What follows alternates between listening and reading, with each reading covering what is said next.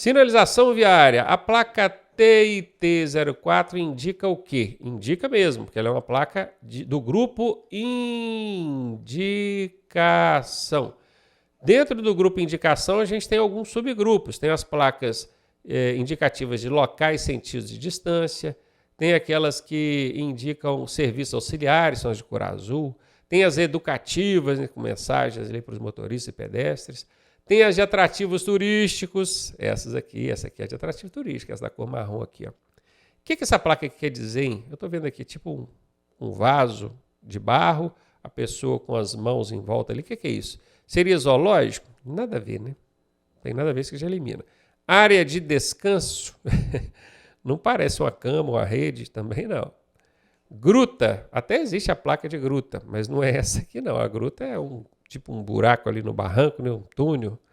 Isso aqui é artesanato, gente. Plaquinha fácil. Essas placas de atrativos turísticos, normalmente, elas são muito intuitivas. É fácil saber qual é o significado delas. Só quando o Detran resolve complicar e bota algumas assim parecidas, similares, né? Mas aqui ele ajudou e colocou zoológico. Não tem nada a ver com zoológico. Área de descanso, não tem nada a ver com área de descanso. Aí fica fácil. Letra A. Mais um aí sobre sinalização viária. Nos locais disciplinados por sinalização semafórica, ou seja, tem semáforo. Quando fala disciplinados por sinalização semafórica, entra aquele vocabulário rebuscado, aquela linguagem não muito popular. Aí o pobre coitado que está lá, vai fazer a prova dele, tem que ficar tentando interpretar a questão do Detran, não ajuda, né? Aí beleza, são locais disciplinados, ou seja, locais sinalizados com semáforo. O avanço do sinal vermelho é considerado proibido em qualquer circunstância. Olha, avançar o sinal vermelho eu sei que é proibido. Isso é fato. Avançou o sinal vermelho é infração gravíssima. A multa aí e 7 pontos no prontuário. Agora, tá vendo esse qualquer aqui? Qualquer é uma casca de banana. E casca de banana, para quem já estuda com a gente, sabe que quando aparece uma palavrinha dessa que é uma casca de banana, é 90% de chance dessa alternativa ser falsa. Então eu não chegaria marcando essa não. Ainda mais que ela está na letra A, pode ser uma pegadinha do Detran. Opa, é proibido se avançar o sinal vermelho. Mas será que é em qualquer circunstância? Não tem nenhuma situação que eu possa avançar? Deixa ela aí em stand-by, vamos analisar a próxima. Seria então permitido apenas de madrugada, quando não existe fiscalização? Olha, apesar disso aqui ser uma prática muito comum em grandes centros, principalmente em regiões mais perigosas, com risco de assalto, não é, pela legislação de trânsito, não existe permissão para avançar o sinal vermelho. Pode até ser que o órgão de trânsito não venha te multar e sei lá quais são os critérios que eles utilizam, mas pela lei não existe essa prerrogativa. Sem contar que aqui também tem uma casca de banana. Apenas é casca de banana. Você não conhece todas as cascas de banana? No nosso curso a gente ensina, vem estudar com a gente que aqui você aprende. Se tem um apenas, é casca de banana, é 90% de chance dela ser falsa. E essa aqui é falsa, porque não é permitido avançar sinal vermelho. Letra C, é proibido, beleza, exceto para converter à direita. O que é converter? Converter é virar. Converter é virar. Vamos escrever isso aqui. Exceto para virar à direita, onde haja sinalização indicando essa possibilidade. Pois é, essa é uma regra recente, tá? Tem pouco tempo que ela foi inserida no Código de Trânsito Brasileiro. E o que essa regra diz? Você está lá, em várias faixas de trânsito, todo mundo esperando o semáforo abrir para poder seguir em frente. Só que quando você olha lá na faixa da direita, do cantinho, tem uma placa lá indicando direita livre. Aí você pode avançar o sinal vermelho. Perceba que somente nessa situação, somente esta, não existe outra, a legislação de trânsito brasileira autoriza ou permite você avançar o sinal vermelho. E aí, meu amigo, sabendo disso, essa é a resposta, a gente volta lá na letra A e vê que realmente aquele qualquer lá da letra A estava colocando a alternativa como falsa, é uma casca de banana. Quer dizer, é proibido, não posso avançar o sinal vermelho, mas em qualquer circunstância, não. Está vendo aqui embaixo nós temos uma exceção, ó, exceto se você for virar à direita e lá tiver uma placa indicando direita livre. Sacou? E aqui embaixo fala permitido, desde que seja feito com segurança. Não existe segurança para avançar sinal vermelho. Essa está eliminada. Letra C a resposta, questãozinha com pegadinha. Hein? Mais um aí de mecânica. O defeito mais comum no carburador caracteriza-se por... carburador é um componente do sistema de alimentação que cuida do combustível do veículo. Ele tem a função de misturar ar com combustível, transformando o combustível em mistura explosiva, mandando isso lá para dentro do motor. O carburador, hoje em dia, ele foi substituído pela injeção eletrônica, mas ainda existe nos veículos mais antigos, por isso que o Detran continua perguntando. E aqui o Detran quer saber qual que é o defeito mais comum que a gente encontra no carburador, hein? É aquecimento? Não. O carburador nem aquece. Não existe isso aqui em carburador, não. Compressão excessiva? Se existe isso dentro do carburador, que eu também desconheço, compressão lá dentro, com certeza não é defeito comum. Então tá fora. Entupimento? Isso é muito comum. O carburador, ele recebe o combustível ali, e se o combustível vem com alguma sujeira, entope ali os bicozinhos, que são fininhos, onde passa um filetinho de combustível, aquele entope, aí pronto, para de injetar o combustível lá e o veículo para de funcionar. É muito comum o pessoal dos carros mais antigos tirar então aqueles filetinhos ali, e aqueles... filetinho, vamos falar o nome assim, tipo um canalzinho por onde passa o combustível, e soprar aqui, eles ficam soprando lá, para desentupir, às vezes enfia um fiozinho, uma agulha bem fininha para desentupir, porque é muito comum, tá? Quem tem carro com carburador, moto com carburador, já deve ter passado por isso aí. Então, o entupimento é, sim, o defeito mais comum encontrado em carburadores, tá? E aí, tá gostando da aula? Eu sou o professor Ronaldo Cardoso e tenho o caminho das pedras para você chegar à sua aprovação da forma mais suave possível. Se você fizer exatamente o que eu te pedi, eu garanto que você passa. Clique aqui no primeiro link da descrição e vem ser aprovado com a gente. Mais um de primeiros socorros. Qual é a prioridade ao socorrer uma vítima de sinistro de trânsito? Sinistro é a forma chique de chamar os acidentes agora, né? Já acostumaram com isso. Prioridade, gente, é aquilo que a gente tem que observar primeiro, ou fazer primeiro. Prioridade, vem de primeiro. Sinalizar o local e chamar o resgate. Isso é prioridade? Eu penso que sim, é uma das primeiras coisas que a gente tem que fazer, né? Se não a primeira, sinalizar o local e chamar o resgate.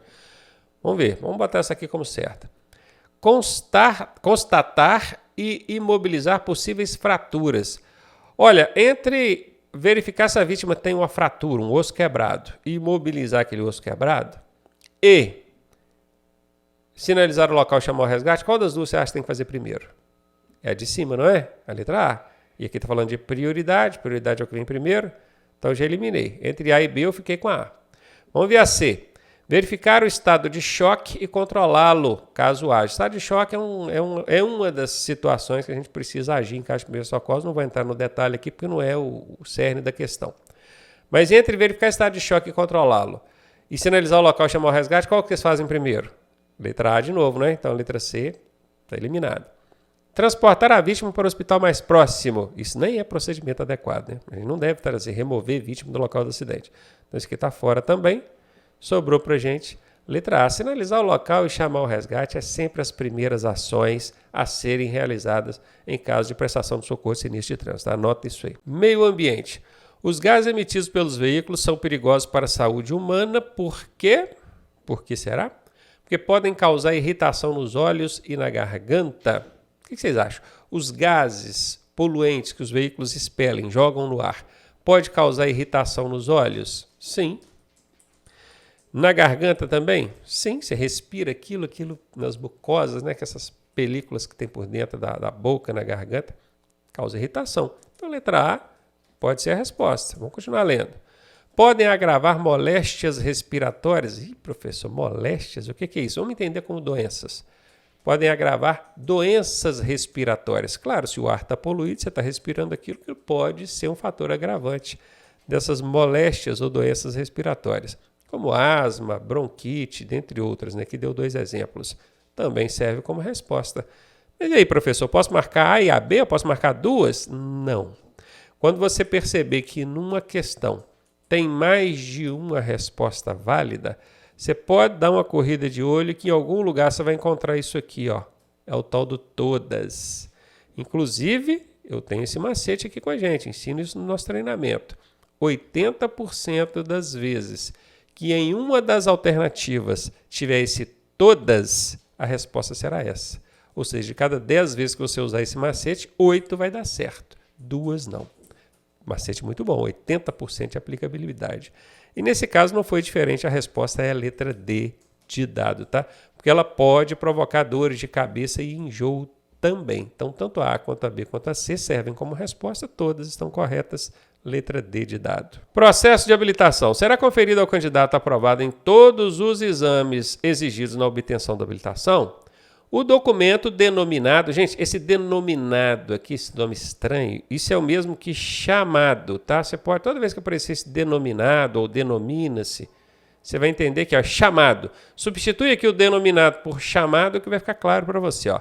O documento chamado, o quê? O que vai encaixar aqui? Com validade de... Olha, ele acabou de passar em todos os exames exigidos para obtenção da habilitação. Então, ele vai receber uma habilitação provisória, nós já sabemos disso. É uma habilitação provisória. Aqui é um ponto normal, não é provisória. A habilitação provisória vale por qual prazo? 1 ano. Todo mundo sabe disso. Depois de 1 ano, a gente tem que trocar na definitiva, não é? Então, aqui onde tem 5 anos, ó, já pode eliminar, tá? Já elimina aqui e elimina aqui. E aí sobrou para a gente a A e a D. Bora ver, ó. Ele vai receber um ACC ou CNH com prazo de 1 ano. Olha, o prazo de 1 ano, ok. Aqui também prazo de 1 ano, ok. Mas ele vai receber CNH? Ele acabou de passar nos exames exigidos para obtenção da habilitação, que é a teórica, a prática de rua. Ele vai receber CNH? CNH é carteira definitiva. A definitiva ele pega depois, não é? Então aqui está fora. Está fora. Vou eliminar essa, sobrou aqui letra D. E é exatamente isso. O cara que passa em todos os exames exigidos na habilitação, ele vai receber a PPD, Permissão para Dirigir, que é essa daqui, ó, essa bacaninha aqui. Professor, e essa ACC provisória? Porque como a ACC é um tipo de habilitação distinto só para conduzir ciclomotor, existe a ACC provisória e existe a ACC definitiva. Pouca gente sabe disso, tá?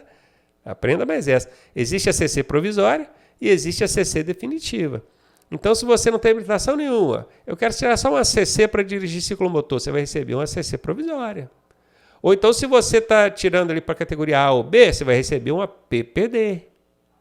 E ela tem validade de 1 ano. Tanto a ACC provisória quanto a PPD, que são habilitações provisórias, né, tem validade de 1 ano. Letra D de dado aí a resposta. Processo de habilitação. Marque a alternativa onde se encontram apenas veículos para os quais o extintor de incêndio é equipamento obrigatório. Agora, olha que coisa interessante. Extintor de incêndio. Obviamente, você já deve ter visto em algum lugar ou ouvido falar que o extintor de incêndio deixou de ser obrigatório. Né? O que o pessoal prega, o que o pessoal fala, o que o pessoal imprime na mídia, nos noticiários, é isso. O extintor deixou de ser obrigatório. Cuidado com isso. Porque o extintor de incêndio deixou de ser obrigatório para alguns veículos. Aliás, nesses alguns que ele deixou de ser obrigatório, ele ainda é facultativo. Tá aqui, automóveis, né? Caminhonetes e tal. Agora, tem veículos que o extintor ainda é obrigatório. Sempre foi. Não deixou de ser, não. Bora ver? E é exatamente isso aqui, ó. Marque a alternativa onde se encontram apenas veículos para os quais o extintor de incêndio é equipamento obrigatório. Que veículos são esses? Bora ver? Caminhão, sim, ele é obrigatório para caminhão. Caminhão trator, sim. O que é caminhão trator, gente? É o cavalinho da carreta. É o veículo que puxa outro veículo. O cavalinho da carreta é um caminhão trator. Ok? Se você tem dúvida de guardar isso, anota aqui. Caminhão trator, cavalinho da carreta. O ônibus também é obrigado a ter extintor de incêndio. Normalmente os veículos de grande porte. Micro-ônibus já não é de grande porte, professor. É sim, é de médio para grande porte, não é pequeno não. Veículos destinados ao transporte de produtos inflamáveis. Pensa comigo, produto que pega fogo. Ok, tem que usar extintor.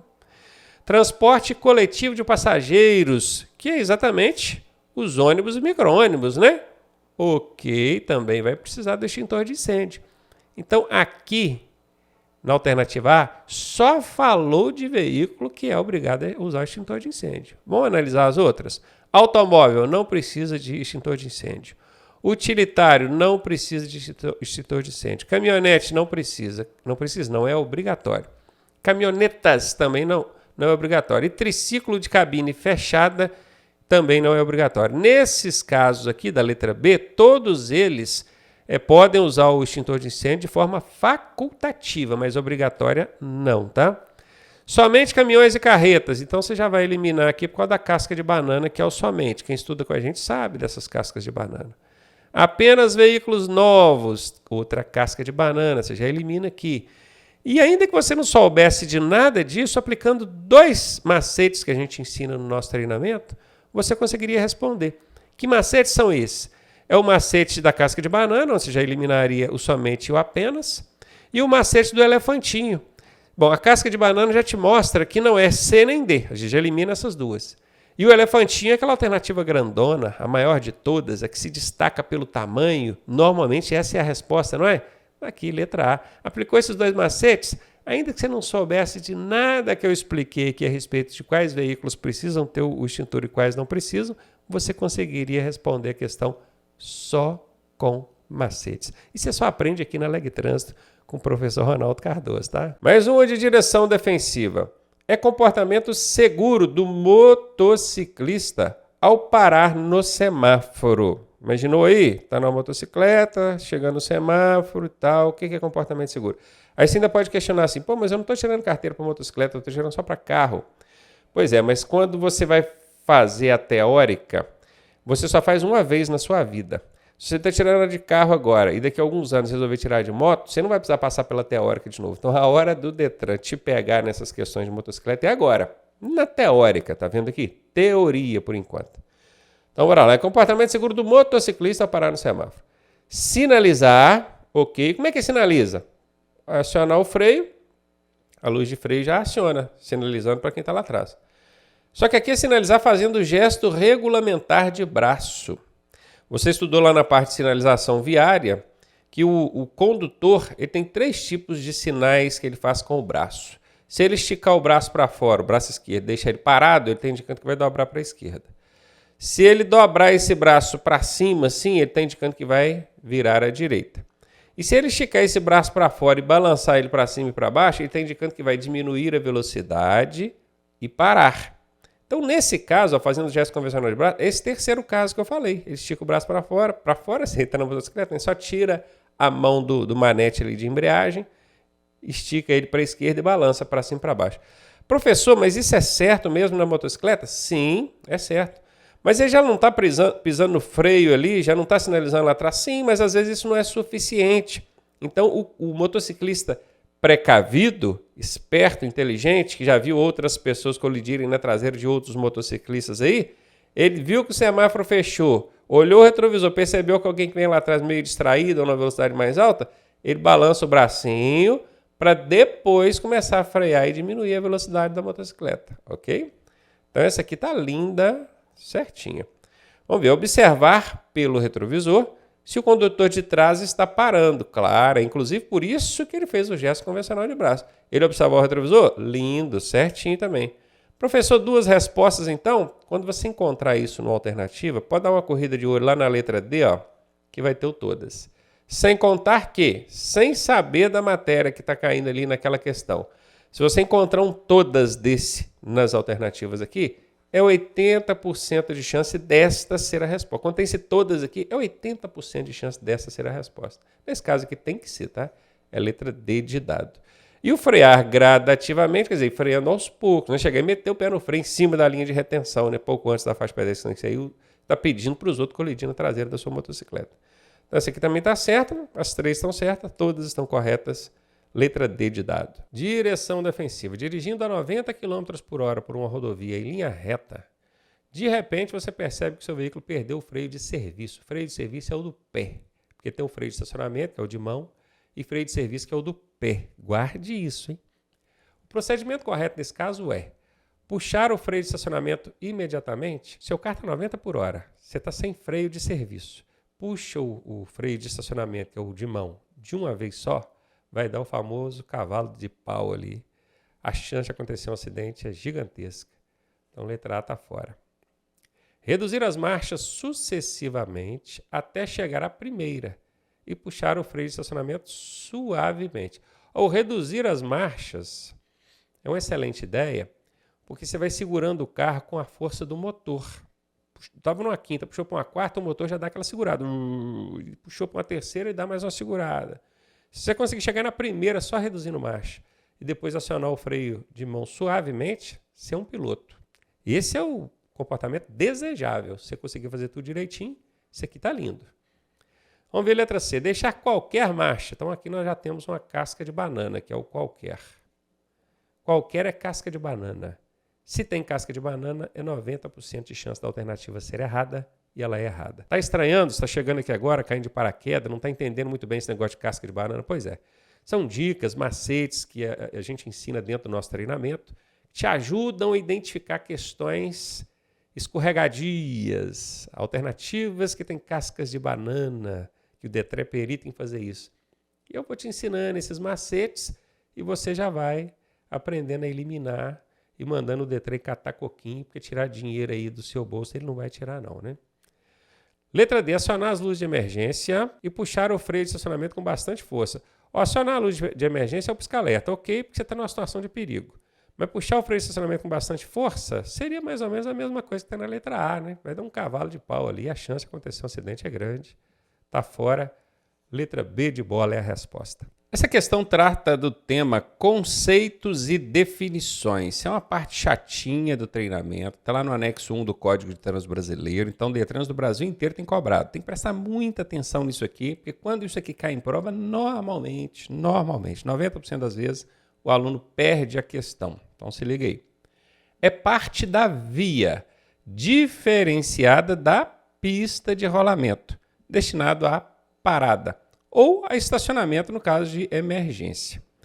E a circulação de pedestres e bicicletas, quando não houver local apropriado para esse fim. Que lugar é esse? Essa descrição, essa definição aqui, esse conceito, por isso que chama-se conceitos e definições. E qual parte da via, da via, né? Aqui está falando parte da via, seria a pista de rolamento, a faixa de trânsito, o acostamento ou a calçada. Então, vamos desenhar uma pista aqui para você entender. Ó. Isso aqui é a margem esquerda da via, isso aqui é a margem direita da via. Aqui no meio nós temos aquela linha divisória de fluxos. Vai veículos, volta veículos.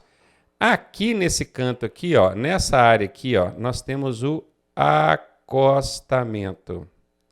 Acostamento, beleza? Nessa área aqui. Do lado de cá, a mesma coisa. Acostamento. Ou calçada, né? Esse aqui poderia ser calçada também. Mas vamos lá. Parte da via. Gente, via é tudo, tá? Calçada é via. Acostamento é via. Pista de rolamento, que é onde andam os veículos, é via. A pista ela é dividida em faixas. Ó, nós temos uma faixa subindo, outra faixa descendo, que são esses espaços onde os veículos circulam. Entender? Tudo é via. Então, a parte da via, diferente da pista de rolamento. O que é pista de rolamento? Vou mudar a cor da minha caneta. Pista de rolamento é a parte da via onde circulam os veículos. Está vendo? Aqui, ó, daqui até aqui, nós temos a pista de rolamento. Toda essa área aqui é a pista de rolamento. Então, aqui está falando, é a parte da via diferente da pista. Se está falando que é diferente da pista, então quer dizer que não é a pista que eu estou procurando. Já vou eliminar a letra A. Destinada à parada. Parada aqui no caso de veículos, né? Ou estacionamento em caso de emergência. Acostamento eu posso parar? Parar eu posso, para fazer uma manobra, né? Para deixar um passageiro, para pegar um passageiro. Agora, eu posso estacionar no acostamento? Não posso, a não ser que eu estiver em situação de emergência. Então, ó, aqui já está dando a entender que é o acostamento.